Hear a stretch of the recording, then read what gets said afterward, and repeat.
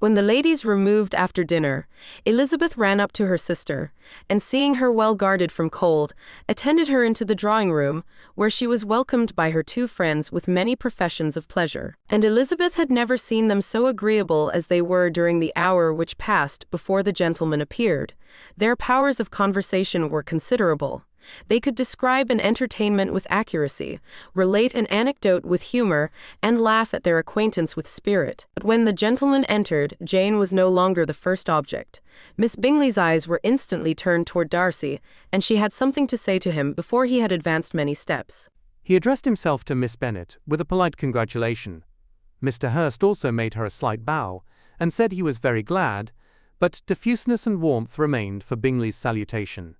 He was full of joy and attention. The first half-hour was spent in piling up the fire, lest she should suffer from the change of room, and she removed at his desire to the other side of the fireplace, that she might be further from the door. He then sat down by her, and talked scarcely to anyone else. Elizabeth, at work in the opposite corner, saw it all with great delight. When tea was over, Mr. Hurst reminded his sister-in-law of the card-table, but in vain. She had obtained private intelligence that Mr. Darcy did not wish for cards, and Mr. Hurst soon found even his open petition rejected. She assured him that no one intended to play, and the silence of the whole party on the subject seemed to justify her. Mr. Hurst had therefore nothing to do, but to stretch himself on one of the sofas and go to sleep. Darcy took up a book, Miss Bingley did the same, and Mrs. Hurst, principally occupied in playing with her bracelets and rings, joined now and then in her brother's conversation with Miss Bennet. Miss Bingley's attention was quite as much engaged in watching Mr. Darcy's progress through his book as in reading her own, and she was perpetually either making some inquiry or looking at his page. She could not win him, however, to any conversation.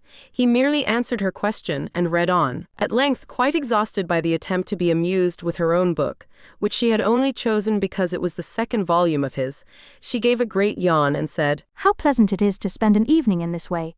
I declare, after all, there is no enjoyment like reading. How much sooner one tires of anything than of a book. When I have a house of my own, I shall be miserable if I have not an excellent library." No one made any reply.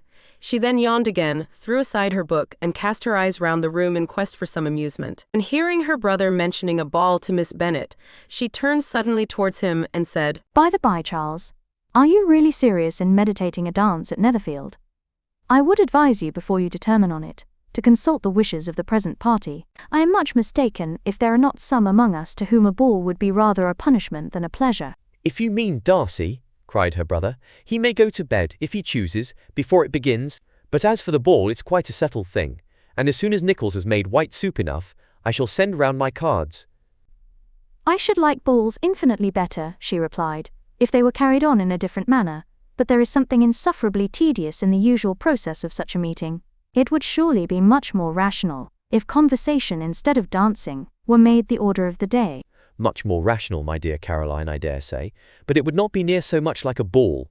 Miss Bingley made no answer, and soon afterwards she got up and walked about the room. Her figure was elegant, and she walked well. But Darcy, at whom it was all aimed, was still inflexibly studious. In the desperation of her feelings, she resolved on one effort more, and turning to Elizabeth, said, "Miss Eliza Bennet, let me persuade you to follow my example, and take a turn about the room. I assure you it is very refreshing after sitting so long in one attitude." Elizabeth was surprised, but agreed to it immediately. Miss Bingley succeeded no less in the real object of her civility. Mr. Darcy looked up. He was as much awake to the novelty of attention in that quarter as Elizabeth herself could be, and unconsciously closed his book. He was directly invited to join their party, but he declined it, observing that he could imagine but two motives for their choosing to walk up and down the room together, with either of which motives his joining them would interfere. What could he mean? She was dying to know what could be his meaning, and asked Elizabeth whether she could at all understand him. "Not at all," was her answer. "But depend upon it, he means to be severe on us, and our surest way of disappointing him will be to ask nothing about it." Miss Bingley, however, was incapable of disappointing Mr. Darcy in anything, and persevered therefore in requiring an explanation of his two motives. "I have not the smallest objection to explaining them," said he, as soon as she allowed him to speak. "You either choose this method of passing the evening because you are in each other's confidence and have secret affairs to discuss, or because you are conscious that your figures appear to the greatest advantage in walking. If the first, I would be completely in your way, and if the second, I can admire you much better as I sit by the fire. Oh, shocking, cried Miss Bingley. I never heard anything so abominable. How shall we punish him for such a speech? Nothing so easy, if you have but the inclination, said Elizabeth. We can all plague and punish one another, tease him, laugh at him. Intimate as you are, you must know how it is to be done. But upon my honour, I do not. I do assure you that my intimacy has not yet taught me that. Tease calmness of manner and presence of mind. No, no. Feel he may defy us there. And as to laughter, we will not expose ourselves, if you please, by attempting to laugh without a subject. Mr. Darcy may hug himself. Mr. Darcy is not to be laughed at. That is an uncommon advantage, and uncommon I hope it will continue, for it would be a great loss to me to have many such acquaintances. I dearly love a laugh. Miss Bingley, said he, has given me more credit than can be.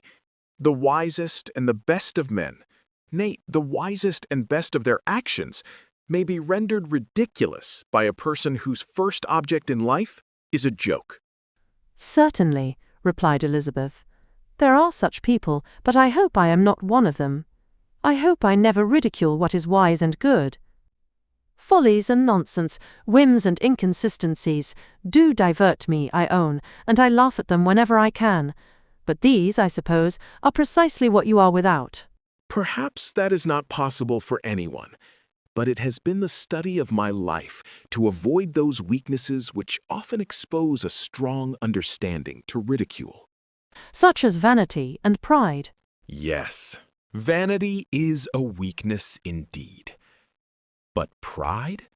Where there is a real superiority of mind, pride will be always under good regulation. Your examination of Mr. Darcy is over, I presume, said Miss Bingley. And pray, what is the result? I am perfectly convinced by it that Mr. Darcy has no defect.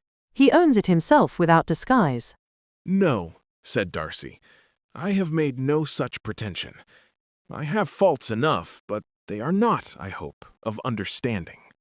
My temper I dare not vouch for.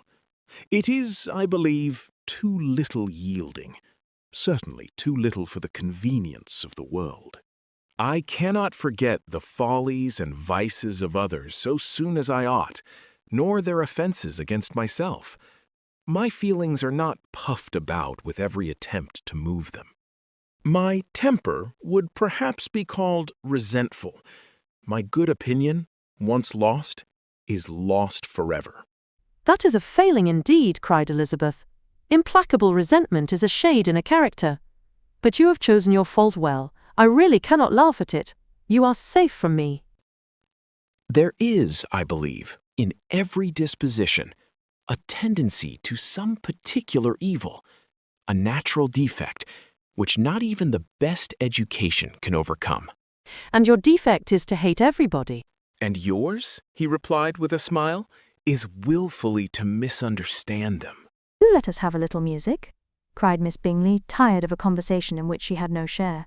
Louisa, you will not mind my waking Mr. Hurst? Her sister had not the smallest objection, and the pianoforte was opened, and Darcy, after a few moments' recollection, was not sorry for it. He began to feel the danger of paying Elizabeth too much attention.